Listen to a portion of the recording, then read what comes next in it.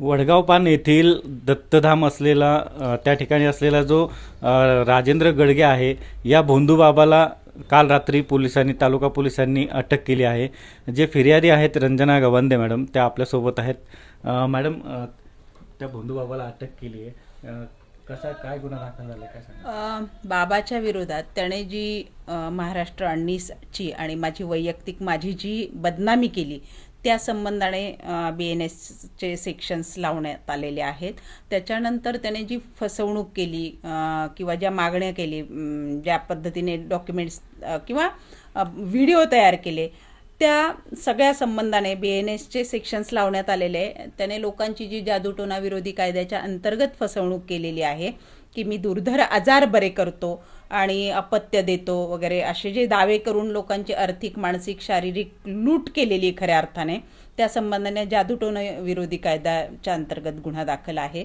आणि ह्या बाबाकडे कुठलीही वैद्यकीय पदवी नसताना हा लोकांना औषधं देत होता, औषधांचे साठे करत होता, त्या औषधांचे दुष्परिणाम लोकांवर झाले त्या संबंधाने आणि जाहिरात केली त्याने यूट्यूबद्वारे. तर ह्या बाबतीत मेडिकल प्रॅक्टिशनर्स ॲक्ट आणि ड्रग्ज अँड मॅजिक रेमेडीज ॲक्टच्या सुद्धा कलम त्यात लावण्यात आलेले आहेत. तर याबाबत तुमचे देखील काही व्हिडिओ पैसे घेतानाचे वगैरे काही व्हायरल झाले होते, याबाबत काय? बाबाने त्याचेच लोक, म्हणजे जे आमचे कार्यकर्ते नाही आहेत, पण असं भासवलं की हे 19चे कार्यकर्ते आहेत आणि हे मॅडमसाठी पैसे मागतायत, असा बनाव करून त्याने त्याच्याच आश्रमामध्ये एक बनावट व्हिडिओ तयार केला की जे मी खंडणी मागते अशा अर्थाने त्यात डायलॉग पेरले. आणि तो व्हिडिओ त्याने माझे काही सोशल मीडियावरचे फोटो कृत्रिम बुद्धिमत्तेच्या याच्याखाली त्याच्यात छेडछाड केली आणि ते व्हिडिओ त्याने व्हायरल केले. महाराष्ट्रभर व्हायरल झालेले आहेत ते व्हिडिओ. त्याने माझा ॲडव्होकेट रंजना पगार गवांदे यांचाच म्हणजे आबरू नुकसान नाही, तर माझ्या संघटनेची सुद्धा त्याने बदनामी केलेली आहे. तर हा खूप मोठा गुन्हा आहे. म्हणजे जो IT ॲक्ट आहे, सायबर कायदा आहे, त्याच्यात एखाद्या स्त्रीची अशी प्रतिमा, छायाचित्राशी छेडछाड करून आणि त्याची ती प्रतिमा व्हायरल करणं, बनावट व्हिडिओ बनवणं, हा सायबर कायद्यानुसार खूप मोठा गंभीर गुन्हा आहे. त्या गुन्ह्याच्या संबंधाने सुद्धा त्यात मागणी केलेली आहे. मॅडम, या गुन्ह्यामध्ये एक डॉक्टर सुद्धा आहे, त्याचं पण नाव दिलेलं आहे. त्या डॉक्टरचा काय संबंध? 12 तारखेला सकाळपासून मला ह्या लोकांनी, बाबाच्या लोकांनी त्रास देणं सुरू केलं होतं. सुरुवातीला तो माधव शिंदे नावाच्या व्यक्तीने फोन केला आणि तो म्हणाला की मीटिंग करायची आहे, बाबासोबत मीटिंग करायची आहे. तर त्याला स्पष्ट आणि परखड शब्दात सांगितलं, बाबाचा आणि माझा संबंध नाही, तू तिकडे गोंधळ घाल, आणि आम्ही 19चे कार्यकर्ते असे कोणासोबत मीटिंग करत नसतो, कुठल्या बाबासोबत, महाराजासोबत, आणि पुन्हा असा मला फोन करायचा नाही. त्याला दरडवणीच्या सुरात म्हणजे आणखी काही चर्चा झाली, ते रेकॉर्डिंग पण माझ्याकडे आहे. त्याला असं उत्तर दिल्यानंतर मग दुसरा त्या प्रयत्नाचा एक भाग म्हणून या डॉक्टरने मला फोन केला की मॅडम, आपण बाबा महाराजांशी एकदा बोलू, लागल्यास तुम्ही इकडे येऊन जा. त्यालाही मी तेच सांगितलं की असा तुम्ही लोक मला फोन करायचं धाडसच कसं करतात, मला पुन्हा फोन करायचा नाही, आम्ही कार्यकर्ते लोक असे नाही आहे, तुझं जे काम आहे. तो म्हणाला मी तिथे नोकरी करतो. म्हटलं तिथे नोकरी कर, काय कर, ते इमाने इतबारे कर, पण मला पुन्हा फोन करायचा नाही आणि हे धाडस करायचं नाही, असं त्याला ठणकावल्यावर रात्री काही लोक माझ्या घरी आले. घराच्या बाहेर उभं राहून मला फोन केला त्या बाबाच्या मुलीने.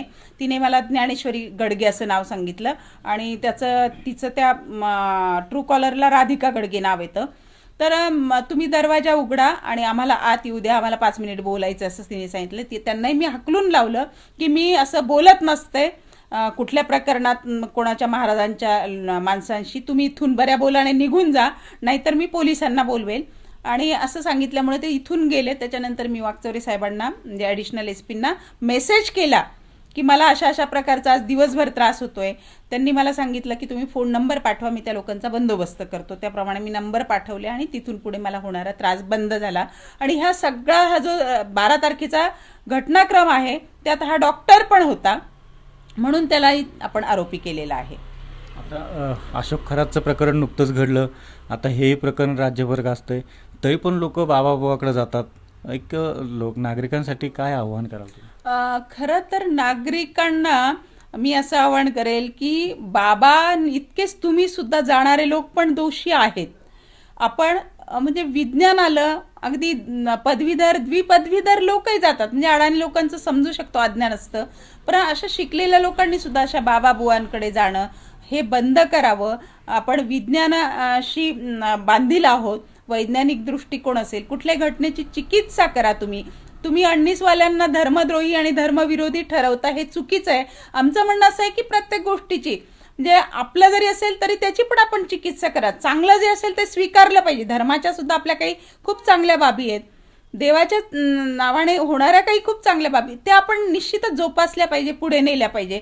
पण जे माणसाचं शोषण करणारं आहे, जे चुकीचं आहे, ते आपण बाद केलं पाहिजे. आणि अशा धर्माच्या नावावर, दैवाच्या नावावर, माझ्यात दैवी शक्ती आहे आणि असं म्हणून लोकांना मी बरं करतो असं म्हणून हे जे ढोंगी बाजार मांडतात, दुकानं उघडतात, यांचे दुकानं तेव्हाच बंद पडतील जेव्हा लोक शहाणे होतील. नक्कीच या ठिकाणी ज्या अनितच्या राज्य सचिव आहेत त्या रंजना गवांदे यांनी सांगितलंय की अशा ढोंगी महाराज यांच्याकडे जाण्यापेक्षा आपण वैज्ञानिक युगात राहतोय, आपण नागरिकांनी ढोंगी महाराजांकडे जाणं टाळलं पाहिजे असं आव्हान देखील गवांदे यांनी केलंय. LS मराठीसाठी अमोल मतकर, संगमनेर, अहिल्यानगर.